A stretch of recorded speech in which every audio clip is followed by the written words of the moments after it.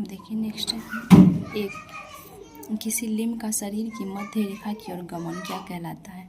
ए flexion, B abduction, सी adduction, D extension. इसका answer होगा सी adduction. फिर सेकंड नंबर, शिशु का जन्म के समय वजन 1500 से 2000 ग्राम के बीच होने पर उसे खालिस्तान की देखभाल दी जाती है। ए लेवल 1, लेवल 2, लेवल 3, लेवल 4। इसका आंसर होगा बी लेवल 2। फिर थर्ड नंबर, शिशु की नाक के ब्रिज पर थपथपाने पर उसकी आंखें सख्ती से बंद हो जाती है। उक्त सतह प्रतिक्रिया क्या कहलाती है? A Perez reflex, B Galant reflex, C glabellar reflex, C extrusion reflex. इसका आंसर होगा C glabellar reflex. Fourth number, new Ballard scale NBS का प्रयोग निम्नलिखित किसके आकलन हेतु किया जाता है? A bone age, B mental age, C chronological age, D gestational age. इसका आंसर होगा डी गेस्टेशनल एज। फिर है 5 नंबर, निम्नलिखित में से किस अपगर स्कोर की प्रेडिक्टिव वैल्यू अधिक होती? A 1 minute score, B 5 minute score, C 10 minute score, D 15 minute score. इसका आंसर होगा बी 5 मिनट स्कोर। फिर है 6 नंबर, 4 से 6 अपकार स्कोर इंगित करता है? A no distress, B some distress, C moderate distress, D severe distress. इसका आंसर होगा सी मॉडरेट डिस्ट्रेस। 7 नंबर, जन्म के समय असामान्य रूप से मोटी अम्बलाइकल कोड क्या कहलाती? ए मलेरिया, बी एब्स्टीन पीरल्स, सी वॉर्टन जेली, डी क्यूटियस मैरमोरोटा। इसका आंसर होगा सी वॉर्टन जेली। 8 नंबर, कम तापमान पर शिशु के शरीर का रंग अस्थायी रूप से हल्का पड़ जाना क्या कहलाता है? ए मिलिया, बी स्टॉर्कवाइटिस, सी एरिथीमा टॉक्सिकम, डी क्यूटियस मैरमोरोटा। इसका आंसर होगा D क्यूटियस मैरमोरोटा।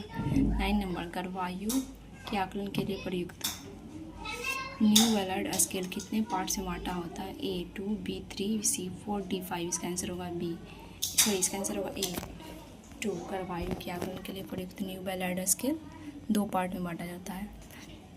10 number, new Ballard scale द्वारा शिशु की न्यूरोमस्कुलर परिपक्वता के आकलन हेतु क्राइटेरिया का प्रयोग किया जाता है? A scarf sign, B arm recoil, C cubital angle, D square window. इसका आंसर होगा सी क्यूबिटल एंगल।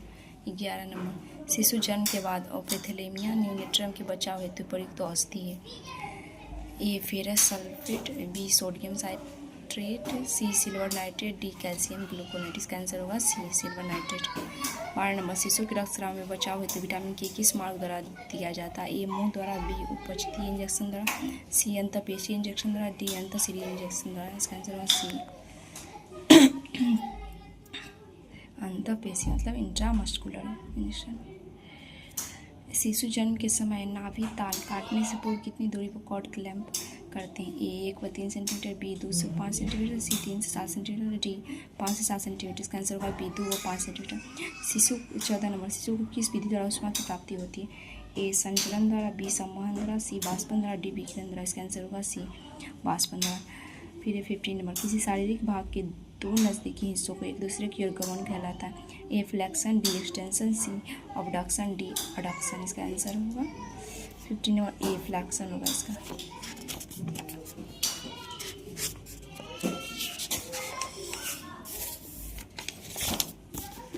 देखिए फिर है ए नंबर, दुग्ध स्रावन प्रक्रिया के चरणों का सही क्रम क्या है? A B C D. इसका आंसर होगा D mammogenesis, lactogenesis, galactogenesis, galactopoiesis. फिर है सेकेंड नंबर, एक स्वस्थ स्थिति के स्तनों को सामान्यतः प्रतिदिन कितना दूध स्रावित होता है? ए 300 ml, B 500 ml, 700 ml, 900 ml। ये आया था क्वेश्चन में भी, BTSC का क्वेश्चन में। हम अभी एग्ज़ाम दिए थे जो अगस्त में हुआ था, अगस्त 2025 में। इसका ये क्वेश्चन एक था, एक स्थिति के स्तनों सामान्यतः प्रतिदिन कितना लोग होती है? 500 ml।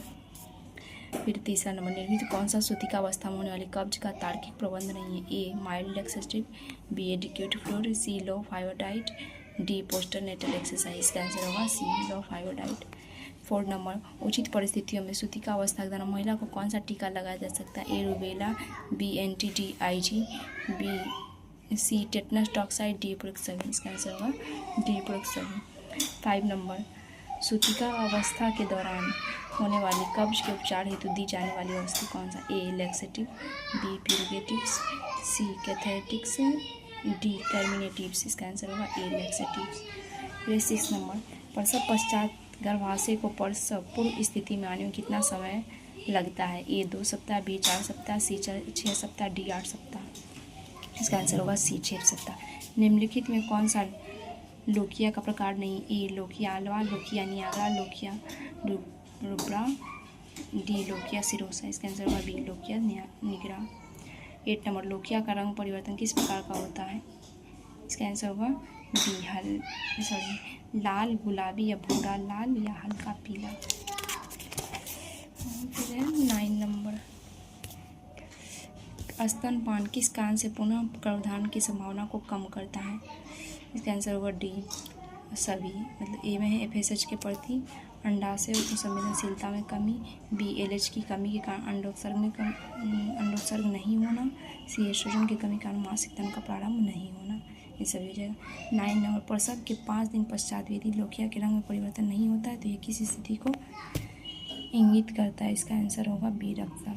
Thank you guys. अगर आपको ये वीडियो थोड़ा भी अच्छा लगा या असरदार लगा हो तो प्लीज़ मेरे चैनल को लाइक कीजिए, सब्सक्राइब कीजिए। और आपके एक लाइक और सब्सक्राइब से आपका कुछ नहीं जाएगा, लेकिन अगला किसी का भी, मेरा या किसी का भी भला हो जाएगा। इसलिए सो प्लीज़ बड़ा दिल रख के लाइक सब्सक्राइब कर दीजिए।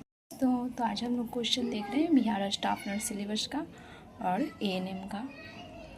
पहला है, WHO के अनुसार प्रसव पूर्व विजिट की न्यूनतम संख्या कितनी होती है? ए में 3 है, बी में 4 है, सी में 5, डी में 6।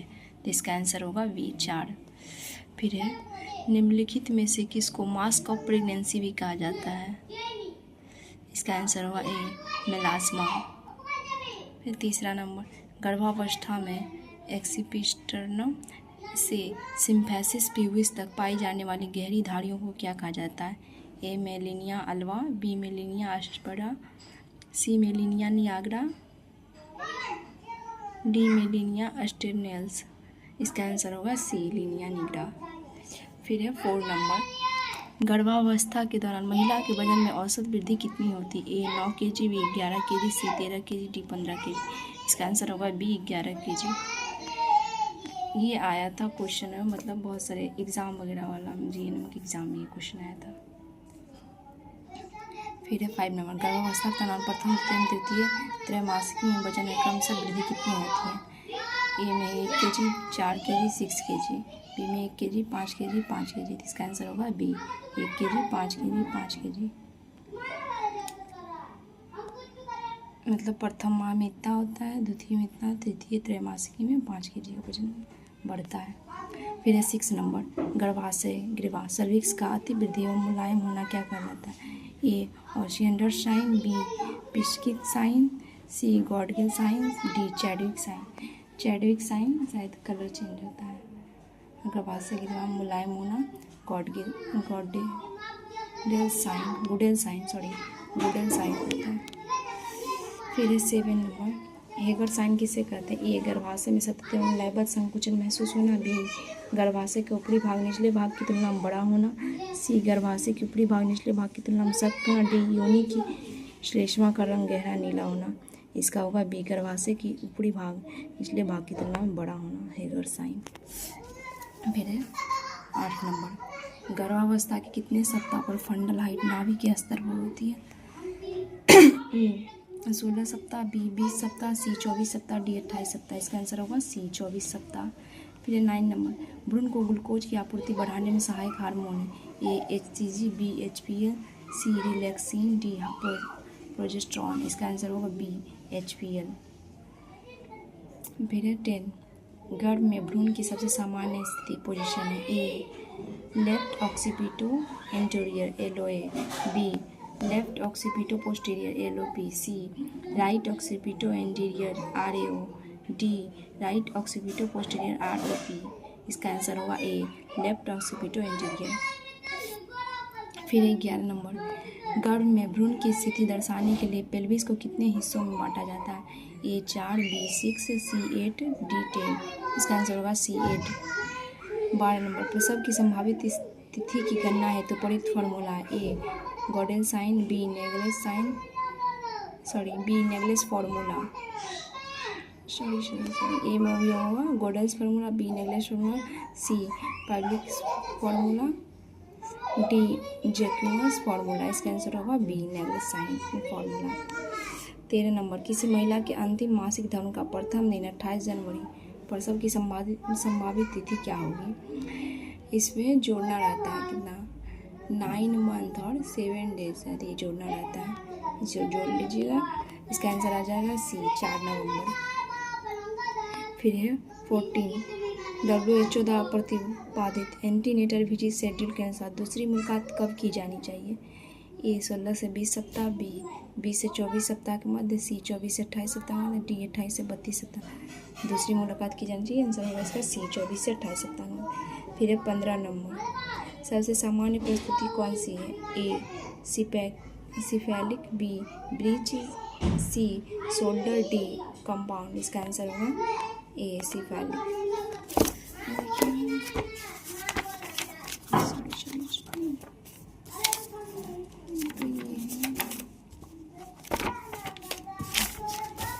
अब देखिए आगे क्वेश्चन है। 1 नंबर, प्रसव की तृतीय अवस्था की औसत अवधि कितनी होती है? ए 15 मिनट, बी 30 मिनट, सी 2 घंटे, डी 6 घंटे। इसका आंसर होगा ए 15 मिनट। फिर दूसरा नंबर, वह स्त्री जिसने कभी शिशु को जन्म नहीं दिया क्या कहलाती है? ए में यूनिपारा, बी में न्यूलीपारा, सी में प्राइमरी पारा, डी में मल्टीपारा। इसका आंसर होगा बी न्यूलीपारा।